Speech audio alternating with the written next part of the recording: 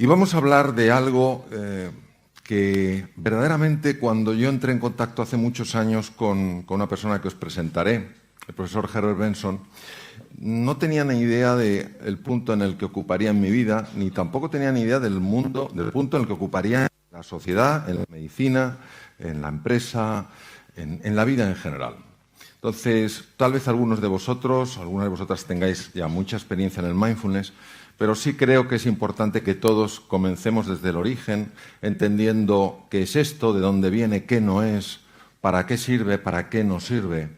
Y de alguna manera recorramos ese puente fascinante, precioso, entre la tradición y la ciencia, porque tiene un enorme elemento de tradición. Hay que honrar a aquellas personas, verdaderos científicos de la mente, que se atrevieron a profundizar en entresijos, en rincones, que para muchas personas no es que fueran complicados, es que eran inexistentes. Pero también hay que honrar a personas, que algunos de ellos maestros míos, que se atrevieron hace muchos años a explorar un campo que desde la medicina y desde la psicología era visto como un poco raro, como un poco extraño, esotérico, más relacionado con algo de corte budista que con algo que en realidad no abraza por igual a personas creyentes, no creyentes, porque tiene una connotación diferente a lo que es el mundo religioso. Es una connotación que tiene mucho que ver con el ser humano en su dimensión más profunda. Cuando yo escribí el libro, me planteé que no solamente quería escribir un libro, sino que quería que esta publicación fuera un curso para aquellas personas que o no sabían nada del mindfulness y querían entrar de una manera amable en lo que es la comprensión de esta ciencia y de este arte, pero también para personas que tenían muchos años de práctica, pero por no ser del campo en el que estoy yo, el campo de la medicina o el campo de las neurociencias, pues que de alguna manera tampoco tenían esta base científica, personas que a lo mejor enseñan mindfulness o enseñan yoga y que, bueno, tampoco sabían muy bien cómo transmitir a sus alumnos o cómo transmitir a las personas con las que compartían estas enseñanzas la manera en la que el mindfulness afecta al cerebro, la manera en la que el mindfulness afecta al cuerpo. Tener en cuenta que nuestro concepto sobre el cerebro humano ha cambiado radicalmente. Hoy en día sabemos cosas que son verdaderamente sorprendentes. A mí me hace gracia porque a veces me dicen, a ver, Mario, ¿es verdad que usamos el 1% del cerebro? Digo, nadie sabe cuál es el 100% del cerebro, ¿cómo vas a saber lo que es el 1% del cerebro? El cerebro es un órgano extraordinario, no es más extraordinario que el resto del cuerpo, pero sí sabemos, por ejemplo, gracias a algunas tecnologías que os comentaré, que todo lo que es el mindfulness tiene un impacto directo y muy marcado en ciertas estructuras del cerebro. Entonces, como es un curso, al final puse una serie de grabaciones, que hice un estudio muy especial para que haya lo que es un silencio absoluto entre los espacios de voz, porque de alguna manera el mindfulness lo que te invita es a un espacio de sosiego, a un espacio de calma, cuando todos nosotros pues da la sensación que vamos demasiado deprisa y de alguna manera lo sabemos, pero nos parece que pararnos a encontrar ese respiro, ese espacio de tranquilidad, parece que eso es una pérdida de tiempo. Eso es como si un leñador, en la época en la que se utilizaban hachas en lugar de sierras eléctricas, un leñador considerase que ese tiempo que se para afilar su hacha es una pérdida de tiempo. No cabe duda que si no afila su hacha, con el tiempo necesitará más tiempo para cortar el mismo número de árboles, pues porque su hacha no tiene filo. Nuestra sociedad, la sociedad de las prisas, no acaba de entender la enorme importancia que tienen estos espacios de recuperación. Nuestra sociedad no acaba de entender que el ser humano necesita efectivamente momentos de sprint para hacer frente a las dificultades, a los desafíos, a las complejidades, pero necesita también espacios de sosiego. Y cuando esos espacios no están, toda la persona sufre. Y sufre su entorno porque somos más irritables, somos más huidizos, estamos más tensos. Por eso puse unas grabaciones, hay 4 grabaciones de distintos momentos, uno de ellos lo aprendí directamente de mi maestro, el Dr. Herbert Benson, y el resto lo he aprendido de otros maestros, normalmente personas que han pasado muchísimo tiempo en el Oriente y que están basadas en las metodologías fundamentales que se utilizan en el mindfulness. Entonces, traigo a Alejandro Magno, allí no lo veo, bueno, Yo os lo describiré. Está a la cabeza Alejandro Magno, ¿vale? Alejandro Magno fue una persona muy sorprendente. Claro, no sabemos si lo que yo os voy a contar es historia o leyenda, pero en cualquier caso viene bastante a colación.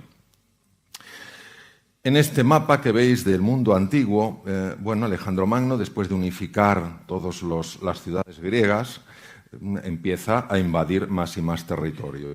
Conquista toda Asia Menor y llega un momento en el que va a ir más allá de Asia Menor. Y uno de los generales le para y le dice: Alejandro, no podemos seguir. Y Alejandro Magno pregunta: ¿por qué, general? ¿Por qué no podemos seguir? Y el general le responde: porque aquí se acaban los mapas. Es impresionante, ¿eh? Aquí se acaban los mapas. Y la contestación de Alejandro Magno, que sí pega bastante con lo que parece que históricamente fue, la contestación de Alejandro fue la siguiente: general, los ejércitos mediocres se quedan dentro de los mapas. Los grandes ejércitos exploran lo que hay fuera de ellos. Lo que estaba más allá de Asia Menor es la India. La India no existía en ninguno de los mapas que manejaban en Occidente. Esto ha pasado muchísimo con el mindfulness. El mindfulness desafía por completo nuestra mente racional y por eso algunos de mis maestros, cuando decidieron investigar esto, fueron ridiculizados por sus colegas pensando que era estúpido lo que hacían, que era absurdo asomarse a un sitio donde no había mapa. Pero fueron estos pioneros los que por atreverse descubrieron un nuevo mundo y lo compartieron con nosotros, y gracias a estas personas hoy podemos entender que el mundo no se acaba donde nuestros viejos mapas. Pues lo que vamos a explorar hoy juntos es lo que hay más allá de ese mapa. ¿Qué es lo que hay más allá de nuestra forma tradicional de pensar? ¿Qué es lo que hay más allá de esa imagen que vemos reflejada en el espejo? Mirad, cuando yo tenía 17 años, tuve la increíble fortuna de comprarme un libro escrito por un gran médico. Yo no le conocía, luego fue profesor mío en los cursos de doctorado en la Universidad Autónoma de Madrid, donde hice los cursos de doctorado, después de acabar la carrera de medicina. Y este hombre, el profesor Pedro Laín Entralgo, escribió un libro sobre historia de la medicina que se llamaba La relación médico-enfermo. Fue el primer libro de medicina que leí en mi vida. Tenía 17 años, hoy tengo 62. Y en aquel libro describían que los médicos griegos de la escuela del famosísimo Hipócrates, tal vez os suene el juramento hipocrático, habían hecho un descubrimiento sensacional. Habían descubierto que a través de palabras, que a través de la comunicación, podían curar enfermedades. Esto es verdaderamente rompedor, porque una enfermedad es algo tremendamente físico y no entendemos cómo las palabras, que son cosas etéreas, intangibles, cómo es posible que tengan ese impacto. Bueno, lo que ellos descubrieron fue tremendo. Descubrieron la importancia de la cercanía, la importancia de la escucha, la importancia de la pregunta abierta, de la pregunta con deseo profundo de conocer y de comprender, y cómo esto repercutía en el cuerpo. Esto hace 2500 años en la Grecia de Hipócrates, creador de la escuela de medicina de Epidauro. Pero fijaos qué fascinante lo que ocurre en algunos periodos de la historia de la humanidad, donde simultáneamente en distintos sitios se van haciendo descubrimientos. Hipócrates y su escuela de medicina griega descubren que se puede curar a través de las palabras y que esto sucede, en su opinión, porque hay algo dentro de las personas enfermas en este caso, que cuando se activa tiene un poder transformador brutal. Ellos saben que no todos los médicos son capaces de producir este impacto en los enfermos, pero los médicos que a través de la comunicación consiguen generar esta sacudida interior en sus enfermos, consiguen que una fuerza desconocida hasta el momento y que está dentro de sus enfermos se ponga a actuar. Como no es un conocimiento científico, no es algo que la ciencia de la época pueda de alguna manera estudiar o mostrar, le llaman el arte médico. el arte de curar a través de las palabras. Pues hace 2500 años, en esto, lo que queda de esta ciudad, Kapilavatthu, en la India, en el norte de la India, prácticamente en la frontera con el Nepal, nace un niño. Ese niño es hijo de unos reyes, los reyes de Sakya. Y este niño, de alguna manera, tiene algo especial. Es un niño que es el príncipe Gautama Siddhartha, y el príncipe Gautama Siddhartha vive muy tranquilo en su palacio. No es fácil que vea el dolor de otros seres humanos, no es fácil que vea la vejez, no es fácil que vea el deterioro, pero en una ocasión experimenta algo que le impacta mucho. Ve una persona muerta, ve una persona enferma, ve una persona muy anciana. Y aquí es donde viene un punto verdaderamente misterioso. Este hombre se plantea que los seres humanos sufrimos. Y todos diríamos, eso es evidente. Sí, pero no es tan evidente cuando uno entiende a qué llamaba el príncipe Gautama Siddhartha sufrimiento. Sufrimiento es aquello que se añade al dolor natural. Vamos a imaginar que yo tuviera ronquera. Me cojo un virus, empiezo con una ronquera y tal cual. Y bueno, físicamente me fastidia porque yo tengo que estar hablando, dando clases o conferencias, lo que sea. Y esto es un dolor que es normal, no me gustaría tenerlo, pero lo tengo. El sufrimiento es cuando la mente empieza a generar de esto toda una historia. Ahora verás, claro, con esta ronquera no vas a poder ni hablar. Oh, y verás, y lo que hables ni se te va a oír. ¿Entendéis lo que os quiero decir? Este proceso de rumiación. Y este joven intuyó que había algo curioso en este proceso, que había algo en el ser humano que dificultaba la superación del dolor, que hacía que la vejez se llevara peor, que la enfermedad fuera peor, que las pérdidas fueran más dolorosas. Pero no sabía lo que era. Es cierto que en el año 3100 aproximadamente se había publicado un libro que seguro que él conoció, el Bhagavad Gita, que ya hablaba de estos temas, pero no había nadie que los hubiera investigado con profundidad. Fue el príncipe Gautama Siddhartha el que abandonó a su mujer, que acaba de tener a su hijo Rahula, y se dedicó durante 12 años a intentar entender qué nos pasa a las personas. Nosotros le conocemos como el primer despierto, el príncipe Sakyamuni Buda. Buda en sánscrito es el despierto, porque cuando descubrió lo que nos pasa, algo cambió en su semblante. Y en una ocasión, saliendo de un bosque, se encontró con un campesino que al ver a alguien tan especial le dijo, eres un dios. Y dijo, yo soy el despierto. ¿Qué quiere decir eso? Pero fijaros, si nos vamos... Mirad qué interesante lo que decía Buda, os lo voy a leer para los que no podéis verlo porque estáis en otro sitio. Para enseñar a los demás, primero has de hacer tú algo muy duro, has de enderezarte a ti mismo. Oye, qué fácil es ver en el otro el problema. Oh. Qué fácil es ver en el otro el defecto. Qué fácil es ver en el otro la falta de atención hacia nosotros. Qué difícil es verlo en uno. Y cuando a uno se lo dicen, es que no le gusta nada. Porque a mí me encanta eso cuando decimos, dime la verdad. Nadie quiere conocer la verdad. No hay que conocer la verdad. Tú te vas a un restaurante y te llega a lo mejor el chef y te dice, ¿le ha gustado? Y antes de que conteste, se ha ido. Yo recuerdo una ocasión en Madrid, en un restaurante, se acercó el chef y dijo, ¿le ha gustado? Y digo, sí, está muy bueno.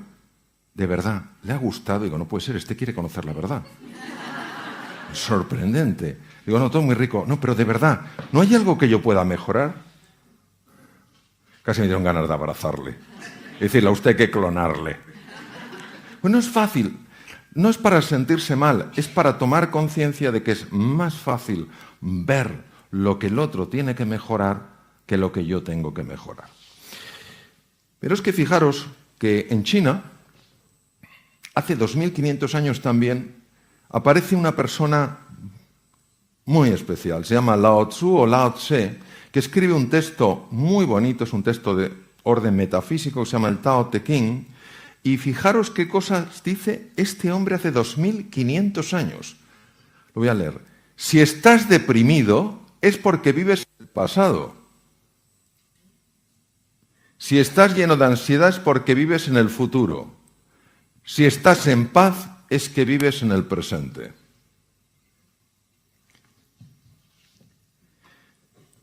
Cuando uno va para atrás, ¿nos da la sensación de que casi siempre es para lamentarse por algo que hizo o dejó de hacer? Y cuando se va al futuro, ¿nos da la sensación de que es para llenarse de ansiedad ante lo que podría pasar? Es increíble. ¿Qué engaño más sutil de nuestra mente? Si no vamos para atrás para aprender. Mentira. ¿Te quiere llevar para atrás para que te sientas culpable o avergonzado? Bueno, vamos al futuro que hay que anticipar. Mentira. ¿Te quiere llevar al futuro para que te preocupes y empieces a sufrir por cosas que todavía no sabes ni siquiera si van a suceder? El gran René Descartes, filósofo padre de la filosofía racionalista en el siglo XVII, un hombre que no valoraba demasiado las emociones, a punto de morir escribió una carta donde ponía: mi vida estuvo llena de desgracias, la mayor parte de las cuales jamás sucedieron. Es claro, ¿nos cuesta tanto estar en el aquí y en el ahora? La sensación de que este es un sitio raro es tan apremiante que con facilidad nos vamos para atrás o nos vamos para adelante. Bueno, el mindfulness, y sobre todo en este caso Lao Tzu, lo que nos decía es: en el presente está la solución. Y nosotros tenemos que entender por qué. Porque esto de está en el presente, en el presente, se oye mucho. ¿Pero qué quiere decir? ¿Qué significa realmente? La historia de Einstein, a mí Einstein me apasiona. Einstein es muy conocido, obviamente, como físico, pero Einstein fue un profundísimo metafísico. Entonces, claro, tener en cuenta que nosotros somos hijos de una serie de maestros, somos hijos filosóficamente, somos hijos de Descartes, y somos hijos de Newton desde el punto de vista de la física newtoniana. Y de repente aparecen una serie de personas, Einstein fue uno de los primeros, que te habla de un orden distinto de la realidad, de que hay algo más allá del mapa que se utilizaba en la física. Hoy sabemos que la física subatómica, la física teórica, la física de las partículas, muestra que hay un comportamiento radicalmente distinto de esas partículas al comportamiento de las piezas de una máquina, de las estructuras más grandes. No es que la física newtoniana desaparezca, es que la física teórica amplía. No es que el mindfulness diga lo anterior no sirve, es que amplía. No es que se diga el mapa previo no sirve, es que se amplía el mapa. Se dice hay más cosas que no estaban o que no están en el mapa. Esto se llama un cambio de paradigma. La palabra paradigma viene del griego y quiere decir forma de ver. De alguna manera, a lo que el mindfulness invita es ampliar tu forma de ver. No dice que tu forma de ver anterior no sea correcta, dice que es limitada y que si quieres ver más opciones en tu vida, es bueno que explores lo que hay, o es deseable que explores lo que hay más allá del mapa.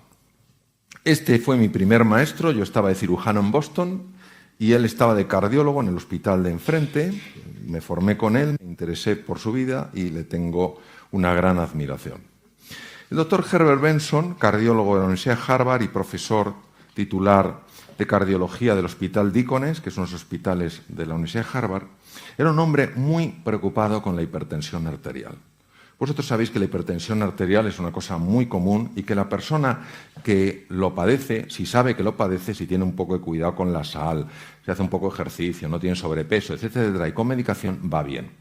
Pero claro, el doctor Benson se dio cuenta de que muchos de sus enfermos había momentos en los que se ponían nerviosos, se ponían más tensos. ¿Quién no se pondría más tenso en un problema de circulación o lo que sea? Tenían subidas de la tensión arterial que eran peligrosas. Y entonces él decía, ¿será posible encontrar una forma para reducir la tensión arterial a cifras normales sin tener que usar cantidades masivas de medicación que tienen efectos secundarios? La medicina decía que eso era imposible. Se sabía obviamente que cuando una persona está tensa, está estresada, activa una parte del sistema nervioso que se llama sistema nervioso simpático. Un sistema nervioso que lo que hace es ponerte en situación de alarma. Y todos nosotros tenemos en los lóbulos temporales del cerebro, a la altura de las orejas, unos núcleos que se llaman amígdalas y que están en el cerebro. Porque en una ocasión se me olvidó decirlo. Una persona se me puso súper pálida. Yo no sabía qué le pasaba, pero estaba pálida y dije, algo le pasa a esta persona. Me acerco y le digo, ¿se encuentra usted bien? Y me dijo, no. Digo, ¿pero qué le pasa? Y dice que estoy entendiendo toda mi vida y ya no tiene remedio, me las quitaron de pequeño. La confusión viene de que amígdala viene del griego, quiere decir forma de almendra, igual que estas. Pero son núcleos en el cerebro y es el detector de peligro. Cuando tú piensas que estás en peligro, el detector se activa. Y al activarse ese detector en la amígdala, el núcleo central de la amígdala, pone en marcha el sistema nervioso simpático y una de las cosas que hace es subir la tensión arterial. Entonces, claro, Benson dijo, si hubiera alguna forma de reducir la actividad del sistema nervioso simpático, si consiguiéramos que este sistema no se activara de forma tan habitual, mis enfermos estarían mejor. Pero la medicina decía que era imposible. Ahora bien, había un suizo, Walter Rudolf Hess, que era un oftalmólogo y que se convirtió en investigador, que ganó en 1949 el Premio Nobel de Medicina y que había descubierto en el cerebro una estructura que se llama el diencéfalo, y en el diencéfalo había encontrado un núcleo, que en realidad corresponde al hipotálamo anterior, y que era un núcleo capaz de activar la respuesta contraria, es decir, producir un estado de calma, contrarrestar la activación del sistema nervioso simpático. Lo había estudiado en gatos, pero claro, no había manera de saber si eso podía aplicarse a humanos. Obviamente el ser humano tiene también esos núcleos, pero cómo llegar a ese núcleo, cómo activar ese núcleo para que se produjera esta respuesta de relajación del organismo en una situación donde antes había tensión. Y este hombre, obsesionado, como os digo, por mejorar la función cardíaca, por intentar que este corazón que todos tenemos latiera con más sosiego, con más paz, con más tranquilidad, no paraba de buscar algún tipo de forma para activar ese núcleo. Pero claro, la medicina decía que ese núcleo está tan profundo en el cerebro que no se puede activar. Hasta que por una serie de curiosas casualidades, no entraré mucho en detalle, pero cayó en sus manos un libro que le hablaba de que la comunidad budista era capaz de hacer cosas con su cuerpo que parecían imposibles. Y no hablo de levitación porque nadie ha probado que la levitación exista. No digo que no exista, pero nadie lo ha probado. Pero sí que eran capaces de activar cosas en el cuerpo que solo eran posible, que solo se podían activar si sabían la vía a ese núcleo, al núcleo trofotrópico del hipotálamo. Entonces él viajó al norte de la India, la comunidad tibetana en el 59 tuvo que salir del Tíbet por la invasión china, y estaban en Dharamsala a 7.000 pies de altura, y empezó a hacer registros de los monjes en meditación. Y dijo, han encontrado el camino. Saben cómo activar este núcleo. Pero ¿qué es lo que hacen? Si la sensación es que solo cierran los ojos. No da la sensación de que hagan más. Yo he visto las filmaciones, las he visto en Boston, y son increíbles. Y entonces dijo, esto lo tengo que investigar con más profundidad. Y creó el Instituto Mente-Cuerpo en la Universidad de Harvard. Y lo que él vio es que efectivamente ciertas prácticas muy antiguas que están basadas en las enseñanzas de Buda activan ciertos centros del cerebro que a su vez ponen en marcha esta respuesta de relajación, pero no cuando una persona está en la playa, porque cuando uno está en la playa, debajo de un cocotero, lo más que te puede tensar es la preocupación de que te caiga un coco. Pero si no estás ahí relajado, ¿dónde te vas a relajar? Lo importante es que esto se podía aplicar en el día a día, cuando antes previamente la persona estaba tensa. Y era muy importante estudiar en profundidad esto, porque un científico de Canadá, no de originalmente Canadá, él era húngaro, pero vivió muchos años en Canadá, dijo que cuando una persona está en equilibrio, pero algo empieza a alterarla, y esta persona se resiste y se resiste lo que puede, pero no consigue vencer el obstáculo, llega un momento en el que llega la fase de agotamiento, fase muy dañina para la salud. Entonces Benson dijo, si yo consigo estudiar a fondo esta respuesta, si veo una forma sencilla de enseñarla a mis enfermos, ten en cuenta que era cardiólogo y es lo que quería, enseñarla a sus enfermos para que estuvieran mejor, puedo conseguir beneficios. Y fue el primero en la historia que empezó a hacer registros médicos para ver lo que pasaba en estos estados meditativos. Y ahora os voy a enseñar unas estructuras, os las voy a describir a los que estáis fuera. El encéfalo humano es muy complejo, es de una complejidad extraordinaria. Tiene aproximadamente unos 100.000 millones de neuronas con 100.000 billones de conexiones. Es una cosa verdaderamente portentosa. Hay una serie de estructuras, la amígdala os la he comentado, no la veis los que estáis fuera, pero está a la altura de las orejas. Pero hay una estructura también muy interesante que es el hipocampo.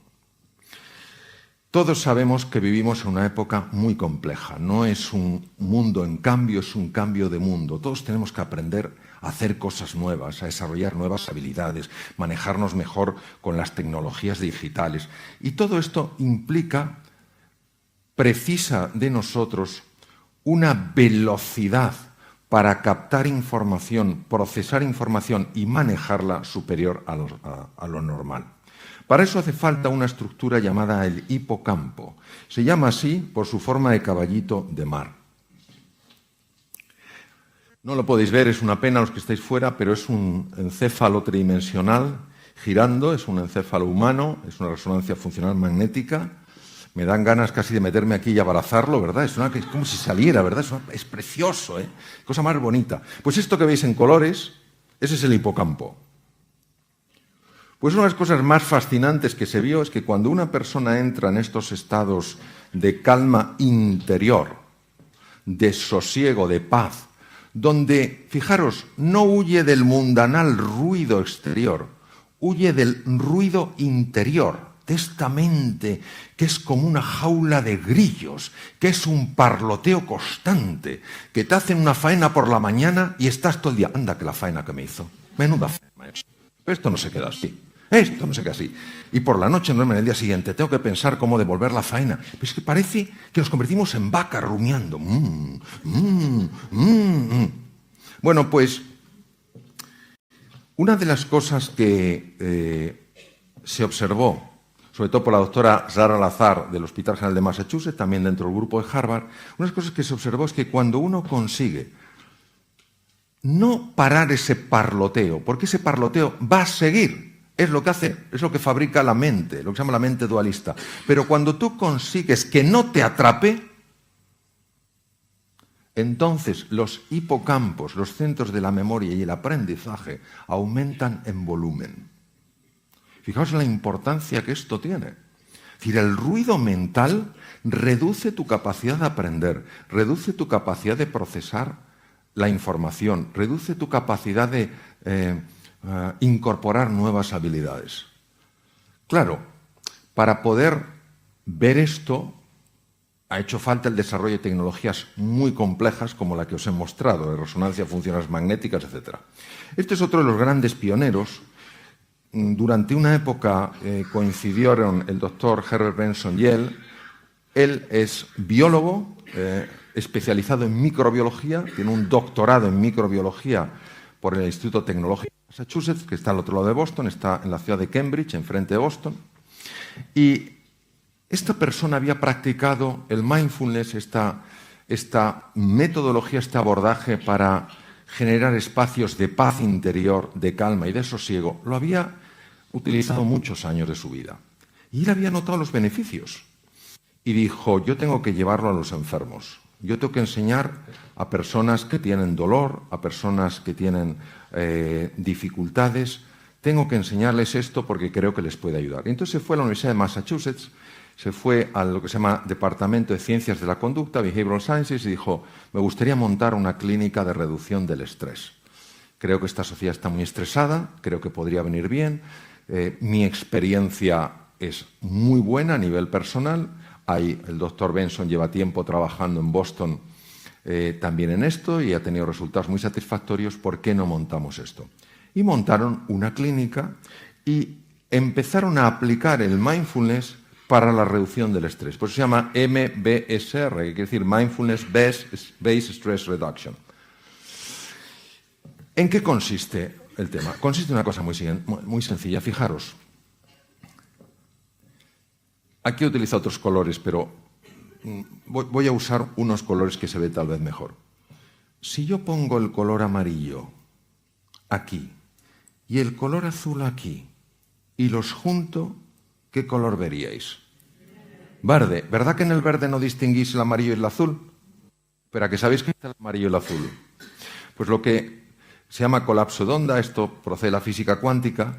El dolor es consustancial con la vida humana. Pierdes un ser querido, ¿cómo no te va a doler? Te roban el coche, ¿cómo no te va a doler? A mí me lo robaron 2 veces y aquello dolió. Pierdes el trabajo, ¿cómo no te va a doler? Cuando hay gente que se acerca y dice, hombre, no es para tanto, que te pase a ti. No es para tanto. Oye, ¿qué te pasa a ti? Pero entonces digamos que eso puede ser el color amarillo, pero se añade una cosa que es el color azul, que es el parloteo mental, y que no nos damos cuenta de que se está añadiendo porque ocurre por debajo de la conciencia. Y de repente has perdido el trabajo y ya no vales nada. Has perdido un ser querido y ya tu vida no tiene sentido. Te han robado el coche y ya la gente es mala. ¿Entendéis lo que os quiero decir?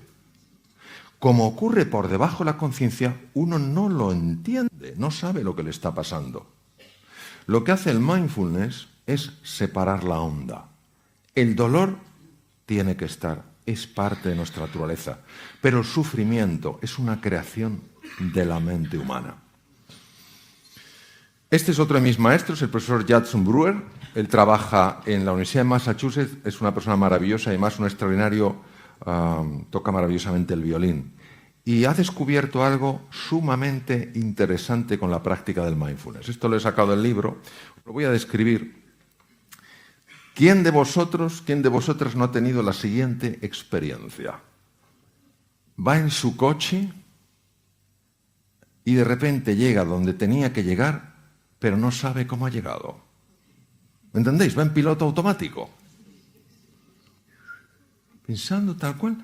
Pero ¿verdad que es una cosa llamativa? Como si alguien te estuviera conduciendo el coche.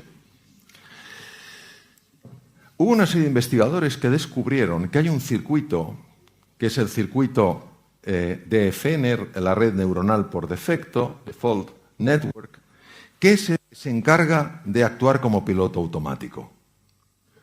Pero este circuito tiene un problema. El problema es que cuando estás en piloto automático, primero, la posibilidad de tener un accidente se multiplica muchísimo. Y segundo, que este piloto automático es lo que se llama the wandering mind, la mente que divaga, y que es la fuente de la infelicidad. Estar en piloto automático. Estar en piloto automático. ¿Cuándo uno está en piloto automático? Uno está en piloto automático cuando en una conversación dejas la cara puesta y te llevas la olla a Camboya. La cara la dejas, estás en piloto automático.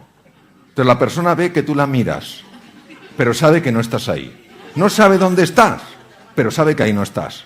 ¿Entendéis lo que os quiero decir? Entonces, eso que se llama the wandering mind, dice, the wandering mind is an unhappy mind. La mente que divaga es una mente no feliz. No podemos entrar en la construcción del yo porque nos llevaría mucho tiempo, pero es interesante que sepáis que la práctica del mindfulness interfiere directamente en este circuito. Interfiere en este circuito. Por ejemplo, nosotros comemos automáticamente.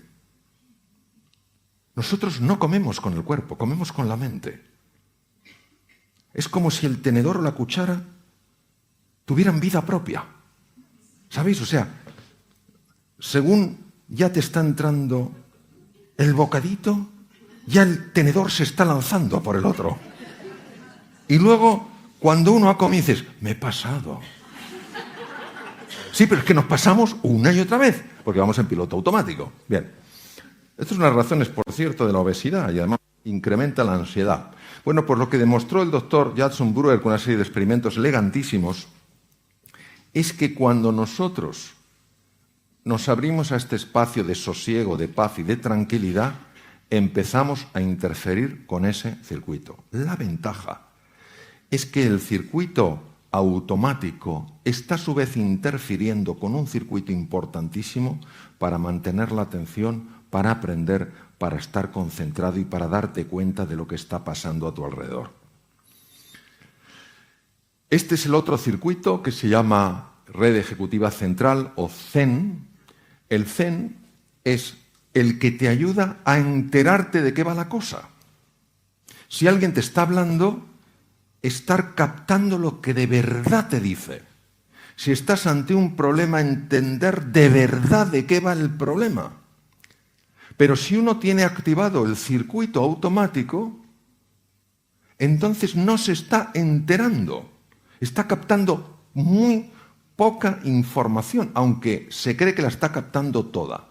Pues uno de los grandes hallazgos de Judson Brewer ha sido que la práctica del mindfulness, la de estos espacios de silencio, de paz y de tranquilidad, no solo interfieren en el circuito automático, en la red por defecto, sino que potencian el otro sistema. ¿Esto cómo se ve? Esto se utiliza fundamentalmente electroencefalografía muy precisa, se utilizan técnicas de resonancia funcional magnética que permite de alguna manera ver la mayor o menor actividad de esas zonas.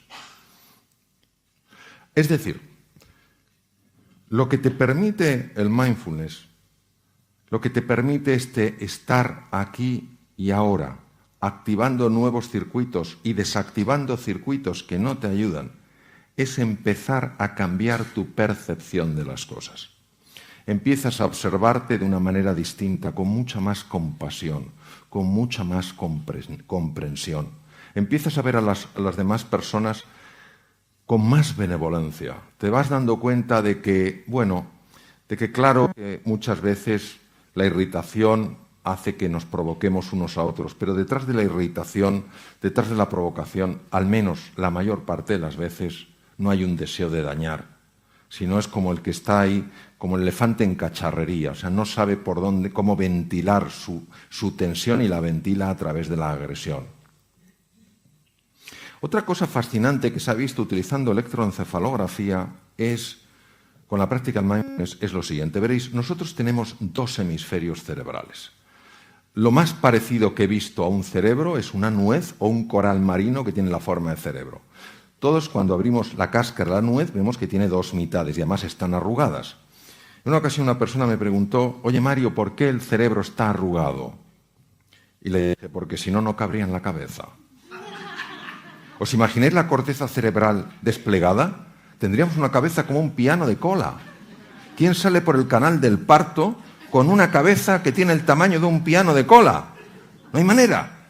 Se tiene que arrugar. Bueno, pues eso es el encéfalo humano. Tenemos dos hemisferios, el izquierdo y el derecho.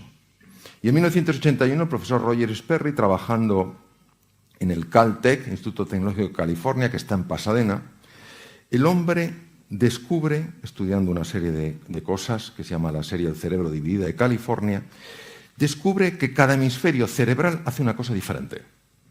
Por ejemplo, yo el brazo derecho lo puedo mover gracias al hemisferio cerebral izquierdo. Por eso cuando una persona tiene una hemorragia en el lado izquierdo del cerebro, veréis que la dificultad la tiene en el lado derecho. Y si la ha tenido en el lado derecho la hemorragia, la dificultad la tiene en el lado izquierdo. Esto se sabía desde hace mucho tiempo. Lo que Sperry demostró es que cada hemisferio cerebral tiene su propia mente. Y cada mente hace una cosa diferente. Por ejemplo, para analizar, para organizar, para sumar, para restar, para hablar, para comunicar, necesitamos el hemisferio izquierdo. Pero para conectar, para tomar perspectiva, para imaginar, para relacionarnos con la incertidumbre y lo desconocido, necesitamos el hemisferio derecho. Los dos hemisferios están hechos para colaborar, igual que el hombre y la mujer, para mutuamente hacerse más grandes. El problema es que cuando una persona está bajo estrés, los dos hemisferios no hablan o hablan muy poco. Claro, ya os podéis imaginar el impacto de esto. La persona que tiende a ser analítica, bajo estrés se vuelve aún más analítica, más rígida en su análisis, más rígida en su estructura. La persona que es de corte más imaginativo, cuando está bajo estrés, se convierte como en un globo de helio, flota. Flota, y el del hemisferio izquierdo dice, aterriza, dice, ¿para qué? Si desde aquí se ve todo mejor. Entonces, ¿qué ocurre? Que la práctica del mindfulness lo que hace es sincronizar los dos hemisferios. Cuando el doctor Benson, mi primer maestro, empezó con sus enfermos a enseñarles lo que se llama la técnica de relajación, que es una técnica de mindfulness, lo que buscaba, como os he comentado, era la mejora de la salud. Pero conforme pasaron los años, sus propios enfermos que le seguían viendo, aunque estaban mucho mejor, le decían, doctor Benson, le voy a decir algo curioso, me he vuelto más creativo. Y claro, Benson de entrada, como no le interesaba, dice, pues estupendo, enhorabuena. Pero cuando se lo empezaron a decir más y más, ya prestó atención. Dijo, ¿y esto a qué se debe? Entonces empezó a estudiar cómo la respuesta a relajación afecta al proceso creativo. ¿Por qué sabemos que esto es así? Porque cuando se utiliza electroencefalografía de alta precisión, se ve que una persona muy estresada tiene un ritmo de ondas, sobre todo en el hemisferio izquierdo, muy rápido, se llama alto beta, es el cerebro agitado. Y el hemisferio derecho tiene ondas tipo alfa. Pero cuando una persona encuentra ese espacio de calma y de sosiego, el alto beta empieza a hacerse más lento y las ondas alfa empiezan a extenderse. Y grupos más grandes de neuronas de los dos lados de los hemisferios cerebrales, o sea, de los dos hemisferios cerebrales, empiezan a dialogar entre sí. Y por eso empezaban las personas a decir que eran más creativas, que estaban viendo las cosas con más amplitud. Las ondas cerebrales han sido la gran apuesta para comprender esto, el ver los cambios de registro. Y para que os hagáis una idea, hay fundamentalmente tres tipos de ondas, aparte de las beta, están las alfa, las teta y las delta. Las alfa son las ondas más habituales en el mindfulness, ondas lentas y muy amplias, y en esas ondas el cerebro es especialmente creativo. Ese es el momento donde de repente empiezas a ver cosas que no habías visto. Las ondas teta las produce el hipocampo y es el momento en el que empiezas a revivir cosas que te sucedieron en el pasado, que en su momento no las pudiste digerir, pero bajo una conciencia madura ya puedes digerirlas. Se están reactivando recuerdos antiguos. Las ondas delta son muy difíciles de captar porque se confunden con las ondas que produce la musculatura del cuello, pero algunas personas muy expertas son capaces de producirlas y están asociadas sobre todo con gran capacidad sanadora dentro del organismo. Voy a usar una metáfora. A mí las metáforas me encantan porque te permiten visualizar cosas cosas que son complejas de explicar con palabras. Mirad, nuestra mente es como un océano revuelto, donde hay olas grandes, impetuosas, agresivas. Y, pues claro, esto nos afecta a nuestra vida, nos afecta en la salud, nos genera tensión, sube el colesterol, sube los lípidos, sube la glucosa, sube el cortisol, en fin, un montón de lío. Cuando una persona se va sosegando, cuando una persona se va calmando, es como si pasara de la superficie del océano con esas ondas, con esas subidas y esas bajadas, a un espacio un poquito por debajo. Entonces ya estás debajo, ya estás en el agua, ya te has sumergido, no estás muy profundo, pero miras hacia arriba y aunque sientes la agitación de las olas, no te están afectando tanto. ¿Cuántas veces nos habrá pasado más de uno que estamos en un mar revuelto, te viene una ola y dices, esto es muy grande? Y en lugar de aguantarla como diciendo, conmigo no puede nadie, tú te sumerges y la ves pasar por encima. Pues es lo mismo, a medida que vas avanzando en la práctica del mindfulness, claro que se siguen produciendo olas, porque la mente no para de producir esos pensamientos, pero ya no te atrapan, los ves como a distancia. Conforme vas profundizando, vas entrando en un sitio verdaderamente curioso. Un sitio que aquí está representado, para los que no lo podéis ver, como el fondo del mar, con sus corales, con sus peces. Este es el fondo de la mente humana. Y entonces, en el fondo, ¿tú qué ves? En el fondo, lo primero que ves son capacidades tuyas que no sabías que tenías. Por eso mejora la confianza, tienes más ilusión, tienes más alegría. Y también descubres aquellas cosas que están impactando negativamente en tu vida y que no sabías que tenías. Descubres, por ejemplo, hasta qué punto uno está centrado en sí mismo. Cosas que no son agradables de ver, pero cuando las ves, las puedes resolver. Si no las ves, no las puedes resolver. Y esto no te sucede como proceso sesudo, diciendo, a ver qué hay en el fondo. No, estás así y de repente lo ves, emerge.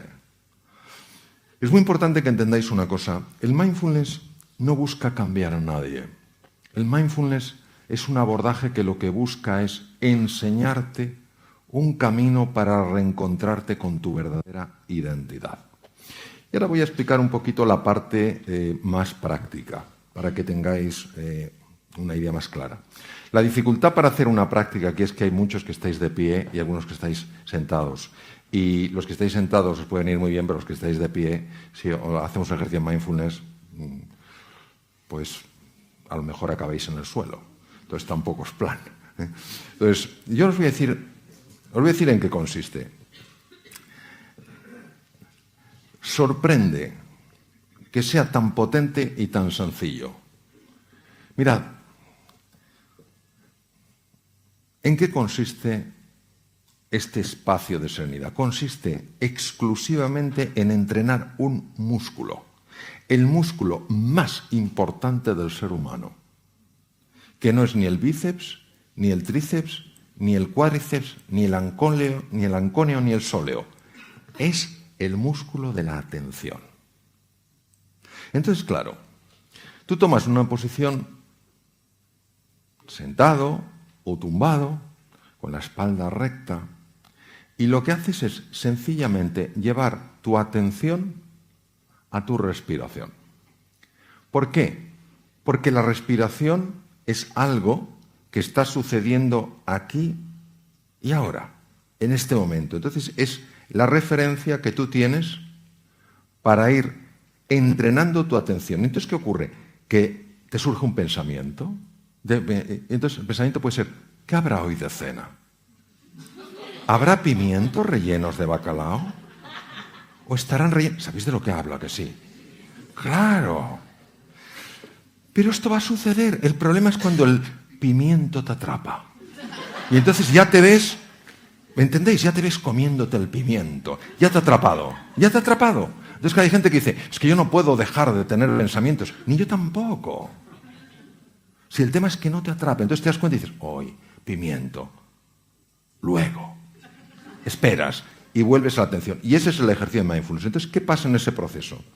En ese proceso, la mente que está habitualmente agitada empieza a calmarse. De forma natural. Y cuando empieza a calmarse, tú te empiezas a encontrar mejor, porque lo que de verdad altera al ser humano es su mente. Yo os voy a contar un ejemplo para que veáis hasta qué punto esto es así. Tal vez alguno me lo ha escuchado, tú me lo has oído, Andrés. El caso de una enferma que yo tuve que se llamaba Margarita. Lo conocéis, ¿no? Fijaos lo que le pasaba a Margarita. O sea, Margarita, un dolor de estómago horribles la pobre. Y toda la culpa era de su jefe. Cuando ella empezó a trabajar su interior, su tubo digestivo se mejoró, se quitó el dolor de estómago, su jefe era mejor persona, etcétera, etcétera. No nos damos cuenta hasta qué punto nosotros estamos generando esa agitación. Como no lo vemos, necesitamos algo que a nivel inconsciente esté funcionando, esté resolviendo, esté sosegando, esté tranquilizando. Entonces, La mente plenamente presente, que es lo que significa mindfulness, que tiene unos ejercicios, lo único que hace es irte entrenando en eso. Es decir, irte entrenando para que tú seas el dueño, la dueña de tu atención. En un mundo que está permanentemente distraído, donde pensamos que la multitarea es lo normal. La multitarea es profundamente anormal. No hay un solo estudio científico que demuestre que el ser humano está hecho para la multitarea. Otra cosa es que vivamos así. Entonces se fractura la atención. Conforme tú vas ganando espacio, teniendo esos 5 minutos, 10 minutos, a lo mejor por la mañana, donde dices, me voy a sentar con tranquilidad, me voy a poner una alarma suave, no te pongas el típico de martillos alemanes, de la alarma que te levantas y parece que te ha dado un yuyu. Te pones una música suave a los 10 minutos para olvidarte del reloj, y dices, vamos a ver esto. Y entonces sencillamente, sentadito o tumbado, empiezas a notar la respiración. Y entonces te aparece el pensamiento, ¿qué habrá de desayuno? ¿O qué desayunaré hoy? Y tú no te enfadas. No. Tú haces como si tuvieras una mascota. No le arrancas el cuello cuando está aprendiendo. Tú la traes con firmeza y amabilidad y vuelves aquí. Y sigues en tu atención y se te vuelve a ir. Pero tú, con la misma paz y firmeza, lo vuelves a traer. Y te vas entrenando en eso. Y entonces, lo que va pasando con el tiempo es que la mente se apacigua, tu reactividad se reduce. Y empieza a haber un espacio para la respuesta. Somos criaturas muy reactivas. ¿Qué tal estás? ¿Por qué? Yo solo te preguntaba, ¿qué tal estás? ¿No? Entonces, esa reactividad que es un fruto directo de la mente que rumia, de la mente que agita, esa reactividad se va reduciendo. Empiezas a tener más vitalidad, empiezas a tener más tranquilidad, empiezas a tener más energía, empiezas a tener más compasión. Entonces, lo que descubrieron estos científicos de la mente, sencillamente es que se puede vivir de otra manera. Pero tenemos que entender que nuestro problema no es la falta de tiempo. Yo sé que todos pensamos que el problema es la falta de tiempo. No es verdad. Comentaba esta mañana en un programa de televisión que un amigo mío austriaco se encontró en una casa de un bisabuelo suyo un periódico de comienzo del siglo XX. Agarraros a la silla. Sucesos, ciudad de Viena. Un tranvía atropella y mata a un anciano de 40 años. A comienzo del siglo XX la expectativa de vida era entre 35 y 40 años. Aunque viviéramos 500 años nos quejaríamos de falta de tiempo. No es un problema de falta de tiempo. Es nuestra excusa. Cuando uno se para y sabe que ese tiempo es importante, y esto lo digo sobre todo a las damas, porque las damas muchas veces, por condicionamiento social, pensáis que si dedicáis tiempo a vosotras sois egoístas. Y parece que tenéis que vivir solo en la entrega a los demás, y yo creo que es fundamental que os cuidéis a vosotras. Sí. Qué bueno. Claro. No creo que los hombres aquí protestaran. Espero que no. Pero es que es verdad, da la sensación de no. Es que si me ocupo de mí, claro que te tienes que ocupar de ti. Nadie que no se cuide puede, de una forma prolongada, cuidar de otras personas. Entonces, lo que yo sí os quisiera es invitar al menos a que buceéis en esto. Los que lo practicáis sabéis que funciona. Esto no es un tema de creerse, es un tema de probarlo, de verificar por ti mismo que estás mejor. Algunos hospitales más prestigiosos del mundo ya lo tienen absolutamente incorporado. Yo trabajo en un instituto en Silicon Valley y tienen incorporados montones de empresas esta metodología. Es decir, es algo que lo que te ayuda es a vivir de otra manera, a saberte manejar en medio de la tempestad con un componente de paz, con un componente de serenidad, con un componente de alegría y con un componente de entusiasmo, que si nos dejamos llevar por ese piloto automático con el que todo el día vamos con la lengua afuera, eso es muy difícil de experimentar. Entonces, yo sencillamente os animo mucho a que, lo practiquéis, exploréis, busquéis. Ya, una preciosa música que nos llama la atención como diciendo, sí, sí, aquí hay una llamada del más allá diciendo prueba, prueba. Entonces, bueno, pues eso es todo lo que os quería decir y terminar con una, no sé si tendremos tiempo para alguna pregunta, pero terminar con una frase que a mí me impactó mucho de Albert Camus, ¿no? Albert Camus fue un gran filósofo, premio Nobel de Literatura en 1956, francés, y Albert Camus decía, en medio del duro invierno descubrí por fin que dentro de mí hay un ser invencible. Entonces, que sepamos que dentro de cada uno de nosotros hay ese ser invencible, que no es un canto a la arrogancia, no es un canto a la prepotencia, sino es verdaderamente reconocer que no hay entre vosotros, no hay entre nosotros nadie que haya sido llamado a la mediocridad. Todos hemos sido llamados a la grandeza. Pero para poder escuchar ese maravilloso Stradivarius en medio de la orquesta hay que saber silenciar un poco los platillos. Bueno, muchas gracias.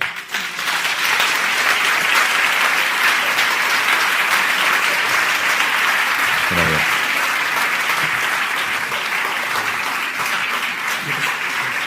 Sí.